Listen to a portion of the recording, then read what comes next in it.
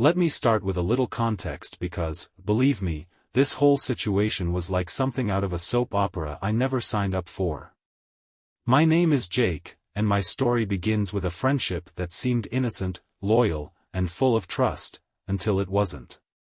Growing up in a cozy Midwest neighborhood, I had what most would call a picture-perfect childhood.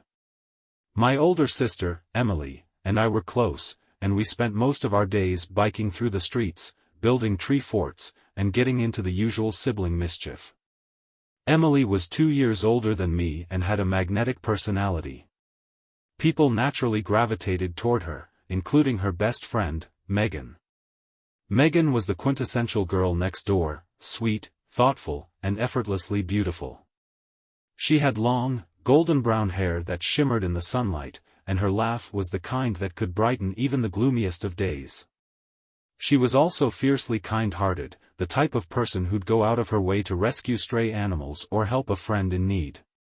The three of us, Emily, Megan, and me, were inseparable. While Megan and Emily were thick as thieves, I was more like the tag-along little brother who just wanted to be part of their world.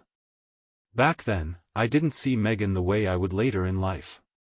To me, she was just Megan, Emily's best friend who could make the best s'mores at our backyard bonfires. But as we got older, things began to change.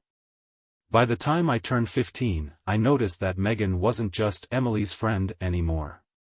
She was, well, stunning. The kind of stunning that made your stomach flutter in ways you couldn't explain. She started spending more time with me, and I noticed how her laugh made my heart race in a way that made absolutely no sense to my teenage brain. At first, I chalked it up to being a goofy kid with a crush, but then something shifted. Megan began to seek me out, too.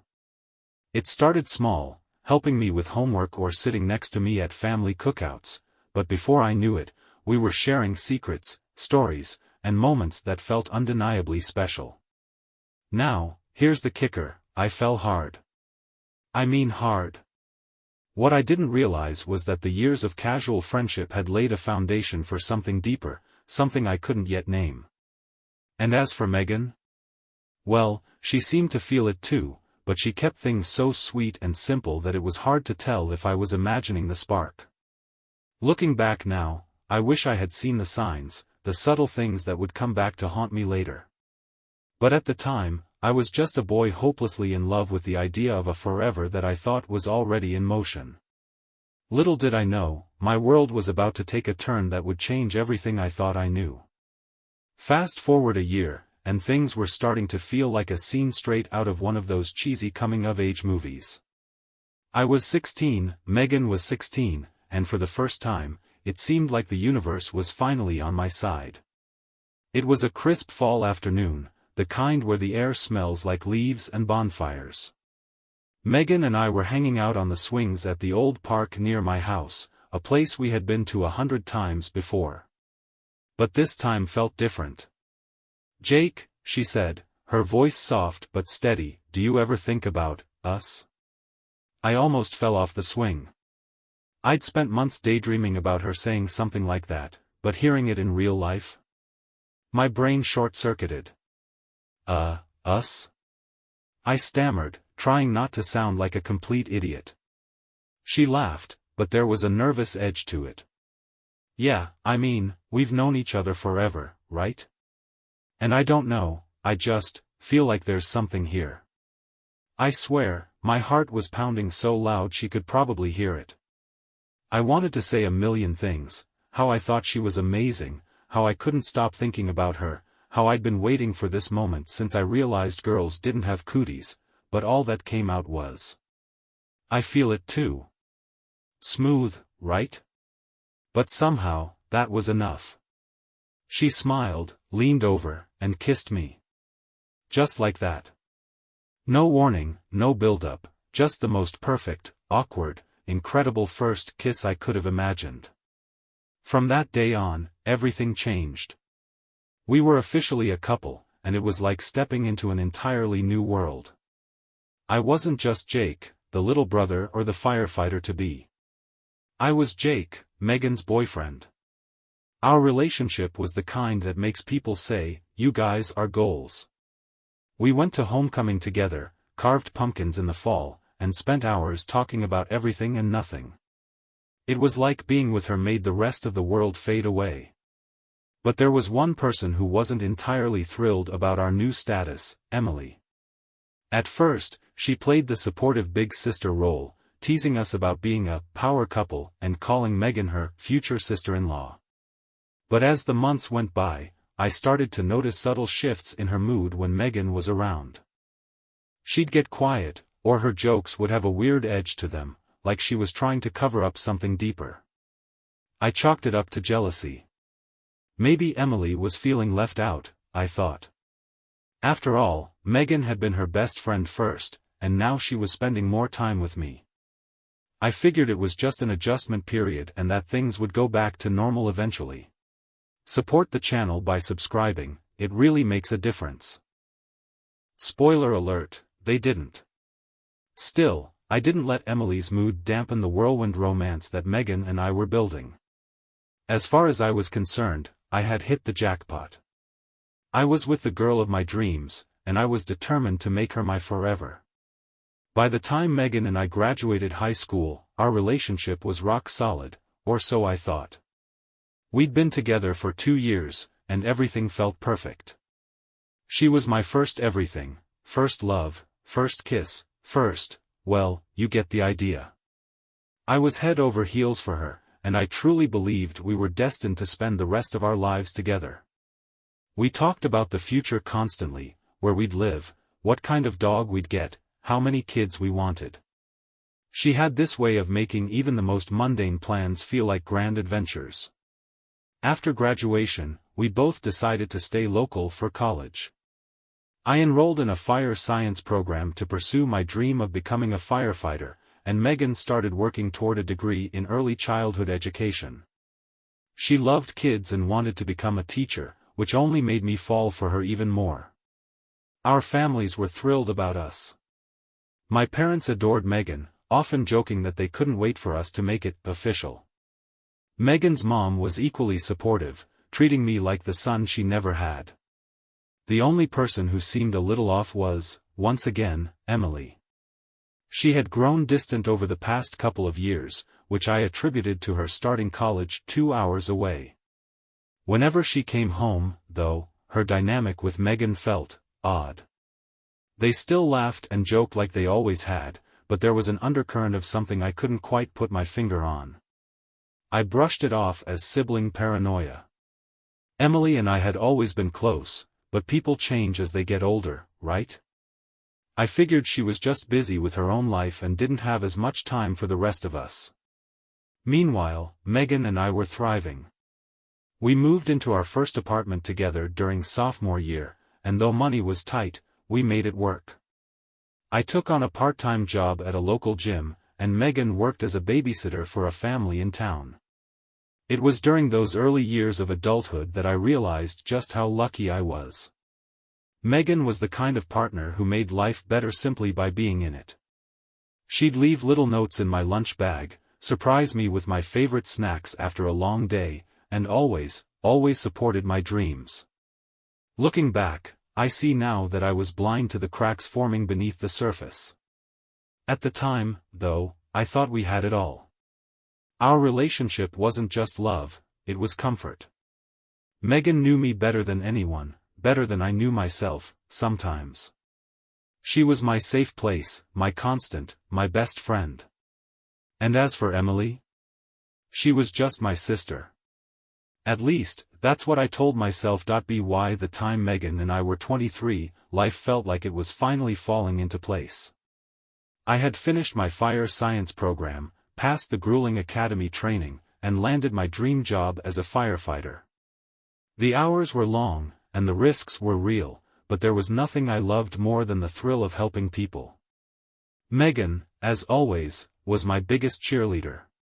"You're going to be the hottest firefighter in the whole station," she teased one evening, handing me a glass of iced tea as I collapsed onto the couch after a long shift.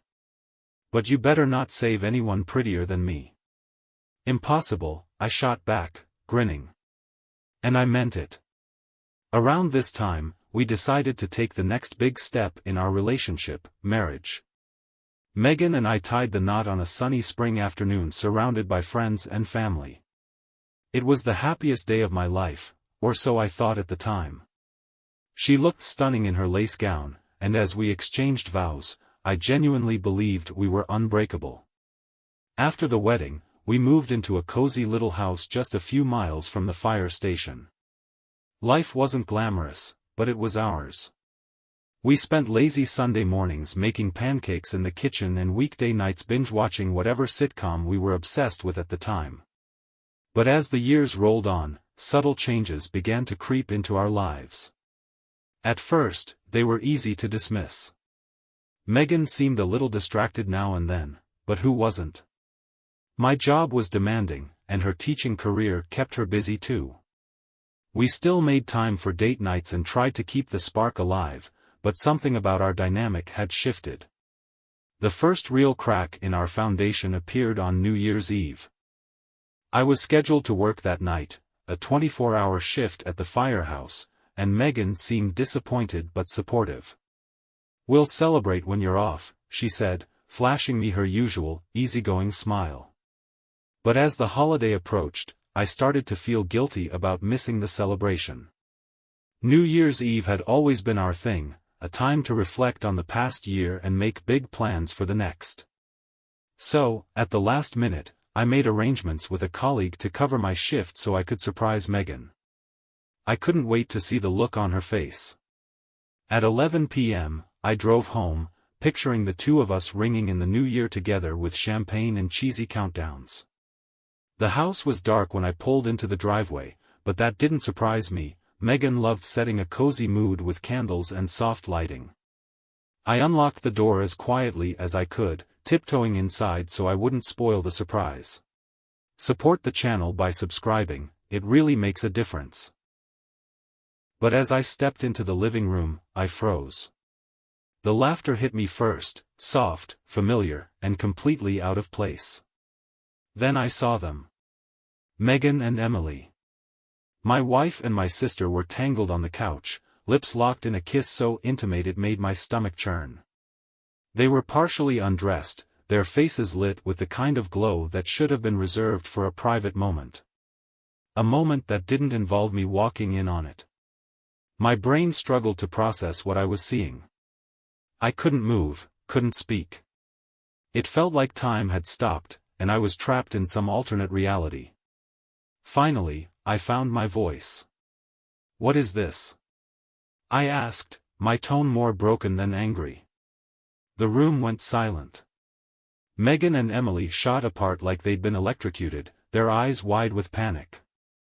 Megan scrambled to grab a blanket while Emily stammered something incoherent. I couldn't look at them. My body felt like it was made of lead as I slumped into a chair, burying my face in my hands. "Get dressed," I said quietly. "Both of you. We're talking about this right now." When Megan and Emily sat down across from me, the weight of the silence in the room was unbearable. I could see the fear in their eyes, but it wasn't just fear of being caught, it was the kind of fear that comes from knowing the truth is about to ruin everything. "Start talking," I said, my voice shaking. "I want to know everything." Megan looked at Emily, then back at me, her face pale and her lips trembling. "Jake," she began, her voice barely above a whisper, "I'm so sorry. I never wanted you to find out like this." "Like this?" I repeated, incredulous. "You're sorry I found out?" "Not sorry it happened." "I am sorry it happened," she insisted. "But it's complicated." I clenched my fists to keep from yelling. "Then uncomplicate it.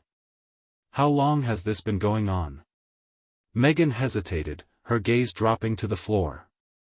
Emily, who had been silent until now, finally spoke up. "It started when we were 14.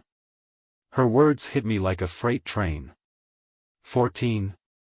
I repeated, my voice cracking. "You've been doing this since you were kids?" Megan nodded, tears streaming down her face. "It wasn't supposed to happen, Jake. I swear." It was just, we were young, and we didn't understand what we were feeling. I leaned back in my chair, struggling to process what they were saying. Megan's voice wavered as she continued.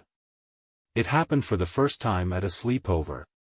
Emily had come over to study for a history test, and we ended up watching a movie in my room after dinner. It was late, and my mom had already gone to bed. We were lying on the bed, just talking about school and life, and then, I don't know, something changed. We were joking about crushes, and Emily teased me about this boy in our class. I teased her back, and somehow the conversation shifted.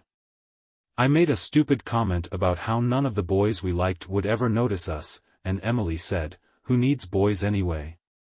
We laughed, but then, it got quiet. She looked at me in this way I'd never seen before. And then she kissed me. Emily's face was red as she avoided my gaze, but she didn't deny a word of it. Megan continued, her voice breaking. It wasn't planned. It wasn't something we talked about or even understood. It just happened. We were curious, and it felt safe because we were best friends. That night, we crossed a line we didn't even know existed. I felt like I was going to be sick. The two people I trusted most in the world, the two people I thought I knew better than anyone, had been hiding this from me for over a decade. So, what? You just decided to keep doing it? I asked, bitterness seeping into my tone. Emily shook her head. No, not at first. After that night, we didn't talk about it for weeks. We were scared, of what it meant, of what people would think. But eventually, it happened again. And then again. It became, I don't know, a secret we shared. A secret, I echoed, my voice hollow. And what about me? When did I become part of this lie? Megan's tears flowed harder. When you and I started dating, I thought I could move on. I thought I could leave it all behind and just focus on you. And for a while, I did. I loved you, Jake. I still do. But Emily and I, it wasn't something I could just turn off. Turn off? I snapped. You make it sound like some bad habit, Megan. This is betrayal. This is years of lies. I trusted you both, and you've been sneaking around behind my back the entire time? Megan flinched at my words but didn't deny them. I took a deep breath, trying to steady myself. Tell me, I demanded. Tell me everything. How often? When? I want the truth, all of it. Megan hesitated, looking at Emily for support. You don't want to hear this, Jake, she said softly. Yes, I do, I replied, my voice firm. I deserve to know the truth. And so, with a heavy sigh, Megan began to recount the timeline of their betrayal, a story I wasn't sure I could bear to hear. Megan drew a shaky breath as she began to tell the story I never thought I'd hear, the story of how my wife and my sister had been living a double life, right under my nose. After that first night when we were 14, Megan started, her voice trembling, it didn't happen again for months. We were scared, confused, and honestly thought it was just a phase. Something we'd forget about. But then Emily spent the night at my house again, and it was like we couldn't stop ourselves. We told ourselves it wasn't a big deal because we were just experimenting. Support the channel by subscribing, it really makes a difference. Emily jumped in, her tone defensive. We didn't know what we were doing, Jake. We were kids. It wasn't some grand plan to hurt you or anyone else. Oh, that makes it so much better, I snapped, unable to keep the sarcasm from my voice. Megan winced but continued. When we got older, it got harder to ignore. I didn't even know what to call it.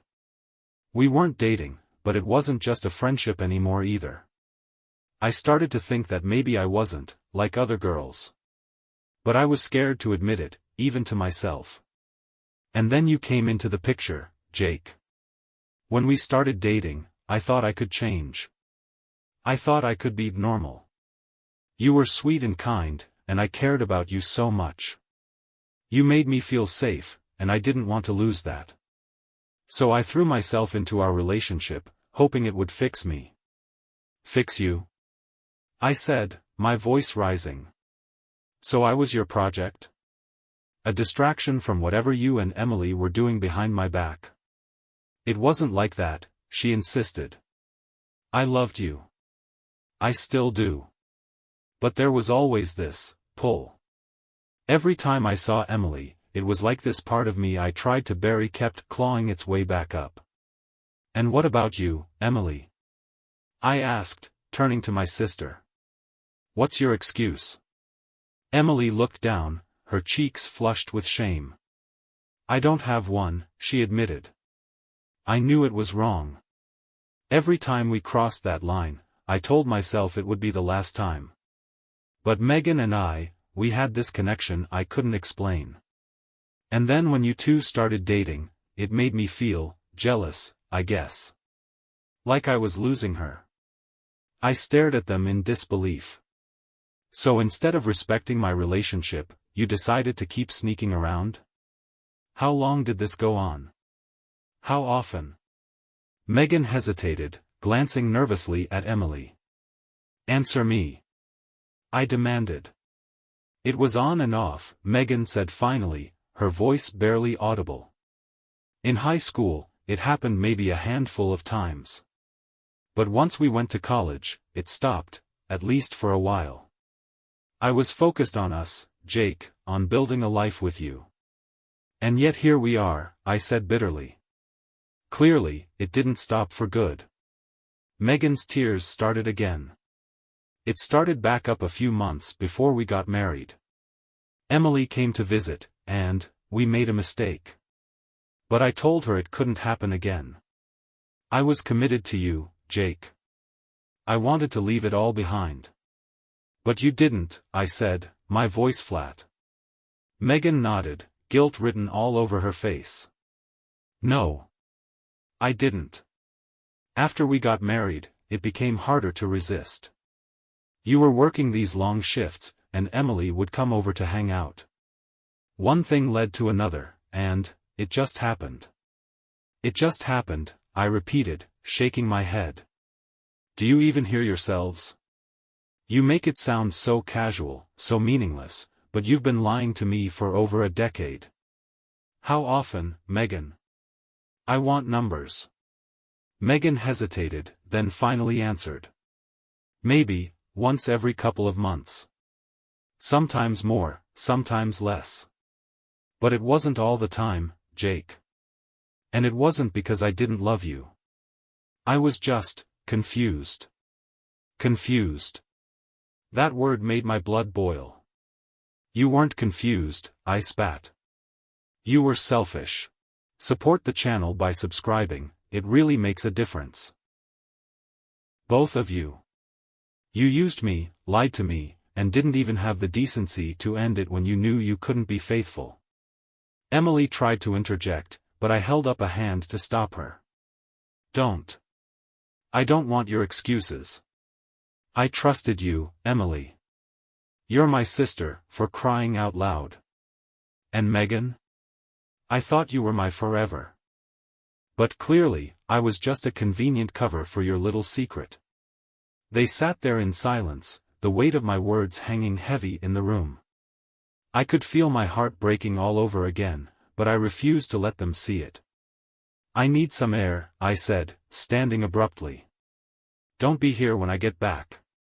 Without waiting for a response, I grabbed my keys and walked out the door, leaving behind the two people who had shattered my world. The cold night air hit me like a slap as I walked out the door. My mind was racing, my chest felt like it was going to explode, and all I wanted to do was scream. I got in my car and drove aimlessly, my knuckles white as I gripped the steering wheel. The same questions kept swirling in my head. How did I not see this? How could they do this to me? How could the two people I loved most betray me like this? After what felt like hours, I parked in an empty lot and just sat there, staring at nothing. I replayed every memory of Megan and Emily in my mind, searching for the signs I must have missed. There were moments that seemed obvious now, the way they'd glance at each other during family gatherings, the inside jokes I wasn't part of, the occasional tension that felt inexplicable at the time. How could I have been so blind? By the time I got back home, it was almost 3 a.m. The house was dark, and I was relieved to find that Megan and Emily were gone. I stepped inside, the quietness of the house feeling heavier than ever before. Our wedding photos on the wall stared back at me like a cruel joke. I sat down at the kitchen table, the same spot where I had confronted them hours earlier, and just broke. The tears came fast and hard, and I didn't bother trying to stop them. I had lost everything, my wife, my sister, my sense of trust. But as the hours ticked by, anger started to replace the sadness. The betrayal was bad enough, but the fact that Megan had used me as a cover for her relationship with Emily? That was a whole new level of cruel. The next morning, I called out of work and spent the day gathering every shred of evidence I could for the divorce. I didn't care about being petty, I just wanted Megan out of my life for good. I contacted a lawyer, explained the situation, and filed for divorce that same afternoon. Megan tried to call me a few times, but I let her calls go to voicemail. I wasn't ready to hear her excuses, her apologies, or whatever justification she thought would make this better. Emily, to her credit, didn't try to contact me at all. Over the next few weeks, I threw myself into work, hoping the physical exhaustion of firefighting would drown out the emotional pain. But no matter how many hours I spent running into burning buildings or responding to emergencies, the betrayal was always there, gnawing at the edges of my mind. I tried to piece my life back together, but it felt like everything was in ruins. Megan moved out of the house, and I sold the bed we had shared because I couldn't stand the sight of it. Family gatherings were a nightmare. My parents didn't know the full story, just that Megan and I were divorcing and Emily wasn't coming around anymore. But the worst part? The loneliness. For the first time in my life, I felt truly alone. Megan had been my partner, my confidant, my future. Emily had been my sister, my childhood ally. Now, they were both strangers. And yet, in the midst of all the chaos, something unexpected happened. A new firefighter named Luke had joined our station, and we hit it off almost immediately. Luke was funny, down to earth, and had a way of making even the most grueling shifts bearable. At first, I didn't think much of it, I just appreciated having someone to talk to. But as we started spending more time together, I began to feel something I hadn't felt in a long time: hope. Luke and I started hanging out outside of work, grabbing beers or going for runs. There was an ease between us that felt different. It wasn't like the friendships I'd had before, it was deeper, more genuine. One night, after a particularly rough shift, we were sitting on his porch, talking about life and the curveballs it throws at you. I told him about Megan and Emily, not the whole story, just enough for him to understand why I was a mess. "I'm sorry, man," he said, his voice sincere. "That's heavy." "Yeah," I replied, staring at my beer. "But it's over now. Time to move on, I guess." Luke nodded, and for a moment, we sat in comfortable silence. Then he said something that caught me off guard: "You deserve better, Jake. Don't forget that." I looked at him, and for the first time in weeks, I felt like maybe, just maybe, he was right. As the weeks turned into months, my life began to stabilize, at least on the surface. The divorce was moving forward, Megan and I had gone no contact, and I threw myself into my work with a laser focus. But no amount of saving lives could patch the gaping hole where my trust had once been. Luke was a constant presence in my life, though. If it hadn't been for him, I'm not sure how I would have managed to get through those first few months. He had this way of knowing when to lighten the mood and when to let me vent. One Friday night, Luke invited me over for dinner. It was nothing fancy, just burgers on the grill and a couple of beers, but it felt like a safe haven in the chaos of my life. We sat on his back deck, the smell of freshly cut grass in the air, and for the first time in what felt like forever, I laughed. Support the channel by subscribing, it really makes a difference. You know, Luke said, tipping his beer bottle toward me, you've been looking a lot less like a zombie lately. Dare I say, you're almost human again. Don't get ahead of yourself, I replied with a grin. I've got a long way to go. Don't we all, he said, leaning back in his chair. There was something in the way he looked at me, steady, sincere, that made my heart skip a beat. It was a feeling I didn't quite understand at the time, but it stayed with me long after that night. Despite the small moments of normalcy I was beginning to find, the betrayal still haunted me. I couldn't stop replaying Megan and Emily's words in my head, dissecting every memory, every interaction, every lie. I'd always thought Megan was happy in our relationship. She'd never given me any reason to doubt her loyalty, or so I'd believed. She'd been affectionate, attentive, and supportive of my career.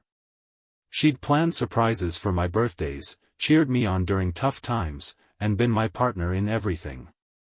And Emily? She had been my sister, my first best friend. The one person who was supposed to have my back no matter what. But now, knowing the truth, every moment of our shared history felt tainted. I couldn't stop wondering how many times they'd been together while I was blissfully unaware. I knew from our last conversation that their affair had been sporadic, picking up steam in the months before the wedding and continuing after. It wasn't just physical, Megan had admitted as much. It was emotional, too, she'd said, tears streaming down her face during that fateful conversation. Emily understood parts of me that I was too scared to share with you. That hurt most of all, that she'd felt she could be herself with my sister, but not with me. One night, as I sat on my couch scrolling through social media, I stumbled upon a picture of Megan. She was smiling at some event, her arm around a woman I didn't recognize. For a moment, the familiar ache of betrayal flared in my chest. But then something strange happened. Instead of anger or sadness, I felt understanding. I'd spent so long trying to make sense of Megan's choices, but for the first time, I saw them through a different lens. She wasn't just a liar or a cheat, she was a person struggling with her own identity, trying to reconcile who she was with who she thought she was supposed to be. And then there was me. The feelings I'd been ignoring for weeks, the warmth I felt around Luke, the way his laugh lingered in my mind, the inexplicable comfort of his presence, suddenly came into sharp focus. I realized that I hadn't just been leaning on Luke as a friend. I was falling for him. The thought terrified me. I'd never once considered that I might be anything other than straight. My relationship with Megan had been my entire world for so long that I'd never questioned my own identity. But now, I couldn't ignore it. I called Luke the next day and asked if he wanted to grab coffee. He agreed, and as we sat in the corner of a quiet cafe, I found myself blurting out the truth before I could talk myself out of it. Luke, I think I have feelings for you. He froze for a moment, his coffee cup halfway to his lips. Jake, he said carefully, are you sure? Yeah, I said, my voice steadier than I expected. I've never felt this way before, not with anyone but you. A slow smile spread across his face. Well, I'm glad you finally noticed, he said, his tone teasing but warm. And just like that, a new chapter of my life began. In the weeks that followed, I began to embrace this new chapter of my life with Luke by my side. It wasn't easy, coming to terms with my feelings after years of believing I had everything figured out was a roller coaster, but for the first time in what felt like forever, I was happy. Luke was patient, kind, and understanding in a way I hadn't realized I needed. He never pushed me to move faster than I was comfortable with, but he also didn't let me retreat into old patterns of self-doubt. One evening, as we sat on his couch watching a movie, I said something that had been on my mind for weeks. I think I need to talk to Megan and Emily. Luke raised an eyebrow. Are you sure? After everything they put you through, you don't owe them anything. I know, I replied. But I feel like I can't fully move on until I clear the air. Not for them, for me. Luke nodded, his expression thoughtful. Then do it. I'll be here when you're ready. A few days later, I reached out to Megan. She was hesitant at first, understandably so, but eventually agreed to meet me at a park near her new apartment. Emily joined us, and the three of us sat on a bench that overlooked a quiet lake. For a moment, none of us spoke. Support the channel by subscribing, it really makes a difference. The awkwardness was palpable, but I knew I had to start somewhere. I didn't ask you here to rehash what happened, I began. I think we've all had enough of that. I wanted to let you both know where I'm at. Megan looked down, her hands twisting nervously in her lap. Emily avoided my gaze, staring out at the water instead. I was angry, I continued, and honestly, I think I had every right to be. You both hurt me in ways I didn't think were possible. But over the past few months, I've realized something: holding on to that anger isn't helping anyone. And if I'm being honest, I've found some clarity in all of this. Emily finally looked at me, her expression unreadable. What kind of clarity? I realized that I wasn't being honest with myself either, I admitted. I spent so much time trying to fit into the mold of what I thought my life was supposed to be that I ignored who I really am. And I've come to terms with the fact that I'm gay. Megan's eyes widened in surprise, but then something shifted in her expression. It wasn't pity or judgment, it was understanding.